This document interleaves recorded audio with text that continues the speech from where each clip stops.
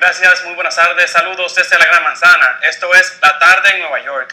Pues los comicios presidenciales en Venezuela siguen dando mucho de qué hablar. Pero ¿cómo ven los analistas este proceso electoral? Para ello me acompaña en este momento Robert Valencia. Él es analista y colaborador de Global Voices Online. Robert, buenas tardes. Buenas tardes, muchas gracias por la invitación. Gracias, Robert. ¿Cómo ve usted el proceso electoral en Venezuela?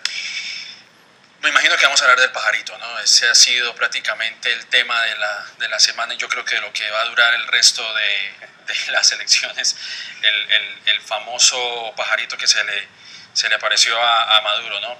Es como cualquier proceso electoral, ha sido un proceso electoral muy folclórico, muy digno de un país latinoamericano, donde siempre prevalece de cierta forma estos comentarios un poco jocosos, ¿no? Y graciosos. Yo lo que considero es que este tipo de comentarios de dimes y diretes entre Capriles y Maduro no deben desviar la atención de los venezolanos. El proceso electoral ha tenido ciertas críticas por parte del Consejo Nacional Electoral. Incluso uno de los 5 miembros, Vicente Díaz, ha mencionado que el proceso no se ha llevado de una forma correcta, en el sentido de que Maduro es prácticamente la persona que acapara la atención mediática y por ende ha llevado una cierta ventaja sobre Capriles. Así que Capriles de cierta forma está en una cierta desventaja frente a Maduro porque tiene una maquinaria mediática impresionante. Y obviamente pues está usando la figura de Chávez, como ya lo habíamos mencionado anteriormente, ¿no? Donde esta figura redentora es la que le está ayudando a aumentar y a fortalecer de cierta forma su plataforma política y mediática a la misma vez. Ahora, Robert, ¿considera usted que hay un buen manejo de las campañas? Eso es algo que se discute y eso es algo que está prácticamente entredicho, precisamente por la razón de que no se sabe si las encuestadoras están haciendo un trabajo ecuánime. Yo me imagino, o yo les doy prácticamente el beneficio de la duda, porque precisamente debido a que Maduro tiene una gran ventaja sobre Capriles en ese aspecto, pues obviamente que ellos están midiendo el pulso de la ciudadanía de acuerdo a lo que ellos perciben, ¿no? Otra cosa que también se menciona es que no hay un cuerpo internacional que sea como el veedor de estas elecciones. Existe un grupo internacional, pero no es un grupo certificado, que creo que ese es el grave problema en este caso, de que lo existe, pero no existe un organismo que esté vigilando que las elecciones se lleven a cabo. Por lo cual tengo mis dudas al respecto de que las elecciones se estén llevando 100% a cabalidad. Ahora, hemos visto a miles de personas abandonar la campaña de Maduro y unirse a la campaña de Capriles. ¿Por qué? Bueno, es algo que ya se había visto dentro del chavismo. Hay un grupo que no simpatiza mucho con Maduro. De hecho, anteriormente ni siquiera simpatizaba con Chávez, en el sentido de que había un grupo dentro de los chavistas que es muchísimo más radical, incluso, que Chávez. Y al ver la figura de Maduro, que como ya lo hemos mencionado anteriormente, no es una figura carismática, no es una figura que mueve el mismo número de masas que movía anteriormente Chávez, pues obviamente se han pasado a otros bandos o simplemente no votarían por él. Es decir, esa podría ser otra posibilidad, pero por supuesto eso lo vamos a ver en abril, cuando se lleven a cabo las votaciones.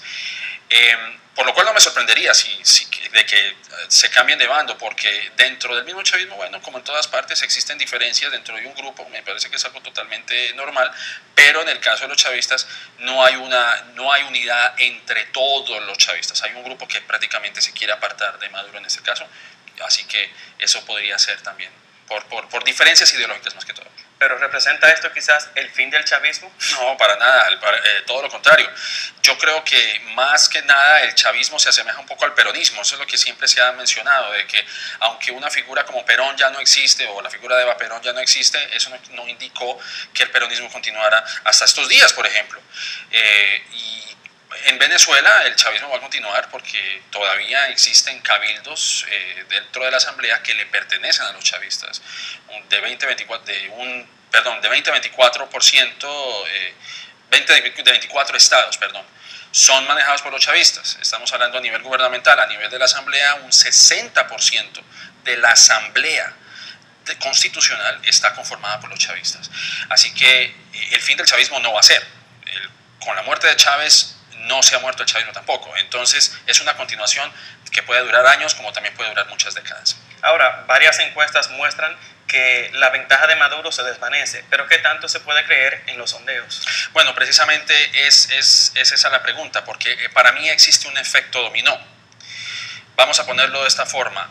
La campaña mediática de Maduro, por supuesto, es bastante aventajada, por decirlo de esa forma, sobre Capriles.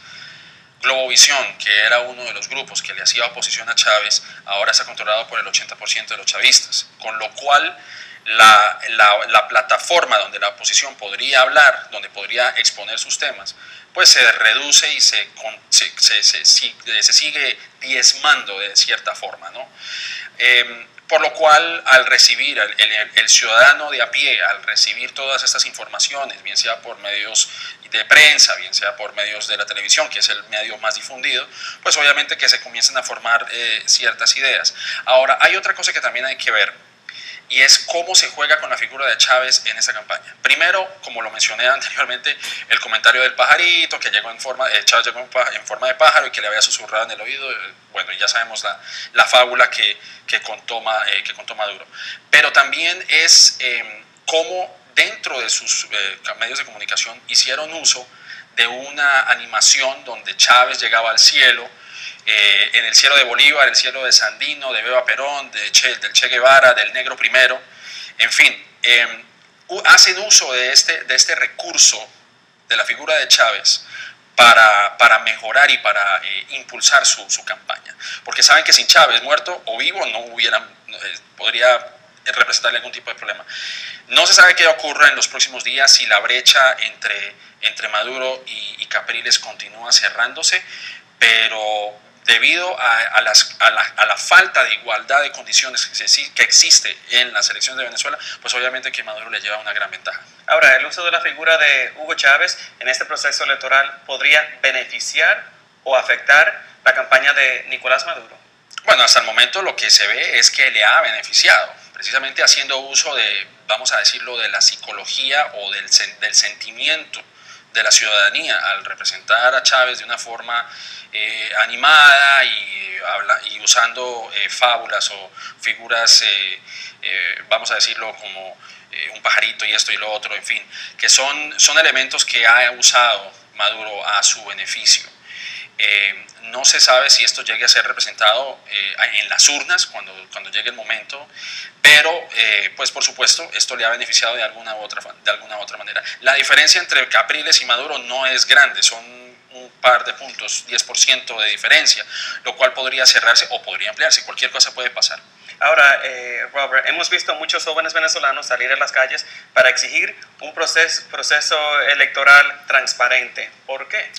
Bueno, porque el mismo Consejo Nacional ha indicado, por lo menos uno de los 5 miembros, de que no existe una igualdad de condiciones en el proceso electoral, por lo cual hay un grupo de la ciudadanía que no simpatiza con Chávez y por ende se lanza a las calles para exigir un proceso muchísimo más ecuánime, porque la misma comisión lo ha mencionado y bueno, obviamente que esto va a generar sentimientos dentro de la oposición o de las personas que no simpatizan con Chávez. ¿Y quién podría salir victorioso? Eso está por verse. Obviamente, si las elecciones fueran hoy, Maduro sería el ganador. Depende de cómo Capriles maneje la campaña. Si hace uso de la misma fórmula que hizo en octubre, pues podría cerrar la brecha. Va a ser un poquito complicado para Capriles, la verdad, pero bueno, es el venezolano el que tiene que hacer un examen de quién es la persona que está más adecuada, o el candidato más adecuado para manejar una situación tan difícil que se está viendo en Venezuela. Y bueno, Robert, pues otro tema que preocupa a muchos, sobre todo acá en Estados Unidos, es el supuesto fraude masivo en educación pública. De hecho, 35 profesores, directores, subdirectores de un distrito escolar en Atlanta, Georgia, fueron formalmente acusados de falsificación de exámenes y de conspirar para delinquir en uno de los más grandes escándalos en el sistema de educación pública. ¿Cómo ve usted las acusaciones contra estos profesores?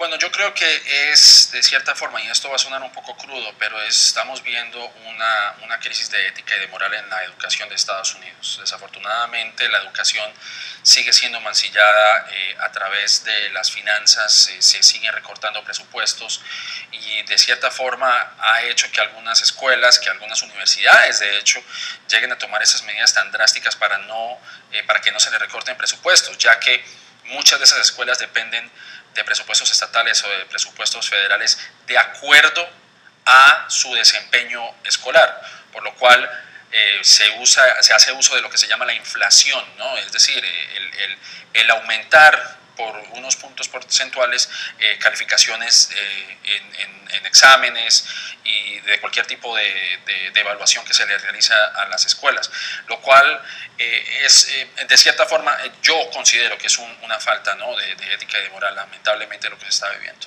¿Qué los llevaría a cometer estos delitos? Precisamente eso, de tratar de mostrar que están entregando resultados y que los tiene que, cuando una vez sean presentados a nivel estatal o a nivel federal, pues obviamente están recogiendo fondos. Un caso similar fue el de Harvard, por ejemplo, donde también hubo un caso de fraude de exámenes, donde hubo un grupo de estudiantes que falsificó o que vulneró la seguridad de alguno de los profesores que estaban tomando o que estaban calificando sus exámenes. Así que es una combinación de muchas cosas. Puede ser el desespero, el hecho de que no reciben los fondos, en este caso las escuelas públicas, de que no reciben el suficiente apoyo de los estados, de que no entregan resultados que son los que ellos esperan y hacen uso de las trampas, lamentablemente, para mantenerse a pie, mantenerse a flote. ¿Y qué debería ocurrir con estos educadores? Pues llegado el caso de que se les encuentre culpable, pues van a tener que enfrentar un proceso, supongo yo, casi que federal, es casi que considerado un delito, ¿no? Porque estamos hablando de que es una falta a la moral y las escuelas deberían precisamente cumplir esa función de no solamente educar, no solamente de enseñar, sino también de enseñar cómo una persona debe de comportarse, de mantener la ética y la moral, que eso básicamente es lo que se ha criticado. Muchas veces dicen en el aspecto de instituciones de educación superior, donde se enseña a los estudiantes a generar dinero. Por ejemplo, hubo un caso, el New York Times de hecho había publicado un artículo donde los estudiantes de administración de empresas, el MBA que le llaman en Estados Unidos, están volviendo a retomar, ¿no?, las prácticas de cómo llevar un negocio o cómo fomentar la empresa con ética y con moral, porque eso es lo que ha faltado en realidad, desafortunadamente.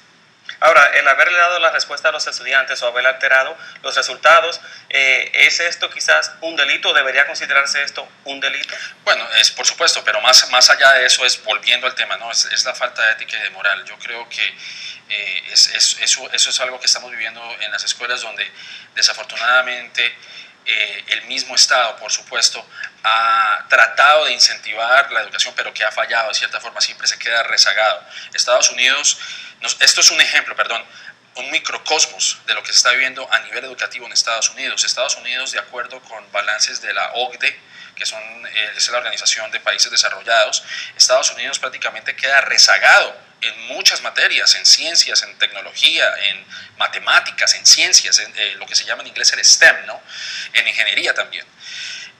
Y obviamente pues se hace uso de esos recursos, como digo, para mantenerse a flote en las escuelas, para poder seguir recibiendo fondos.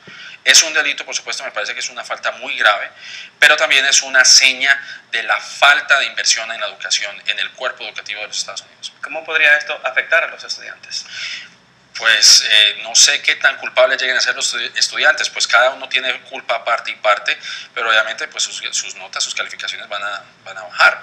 Ahora, eso queda por verse cuando se les haga un proceso. Robert Valencia, analista, colaborador de Global Voices Online, gracias por estar con nosotros acá en la tarde en Nueva York, de NTN 24. Muchísimas gracias. Gracias. Y bueno, pues así concluimos este segmento. Continúen ustedes con más en nuestro Centro Internacional de Noticias. Buenas tardes.